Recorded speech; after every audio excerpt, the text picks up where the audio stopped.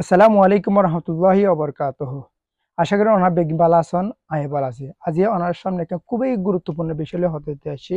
বিষয়গুলো হলে চিকিৎসা সেবা। আরো কতবার রেজিস্টার ক্যাম্পের মধ্যে মেডিকেল সেবা দিতে দুয়া সেক্টর আসিল।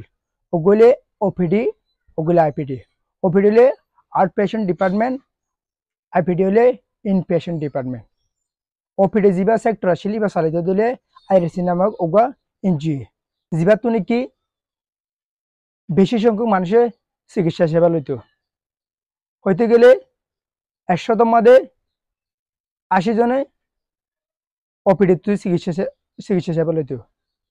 এই সেক্টর ইবা অহন মার্চ মাসলতি গিয়ে আরো কতবার রেজিস্টার রিফিউজিল নাকি ফার্ম নাই চিকিৎসা সেবা অহন আছে শুধুমাত্র আইপিটি জিবা নাকি চালা দিলে জি কে নামে সংস্থায় অহনি বাতু আরা অল্প সংখ্যক মানুষের সেবা পায় এর উপযুক্ত আরা চিকিৎসা সেবা না পায়। অহন আরা কতবার রেজিস্টার ক্যাম্পের মধ্যে রোগীকল বেশি কষ্টতা আছে সহনের চিকিৎসা সেবা না পায়। ইভেন কি মানুষ চিকিৎসা সেবা না পায় মরে যার আই কতবার রেজিস্টার রিফিউজির পক্ষত্ব ইউএন ইউনিচিয়ার এবং বিশ্ব ডোনার যারা আছে তারা অনুরোধ করেন যে আরা যেন উন্নত মানের চিকিৎসা সেবা ফান্ড দিয়ে আরার পাশে থাকি পারলা।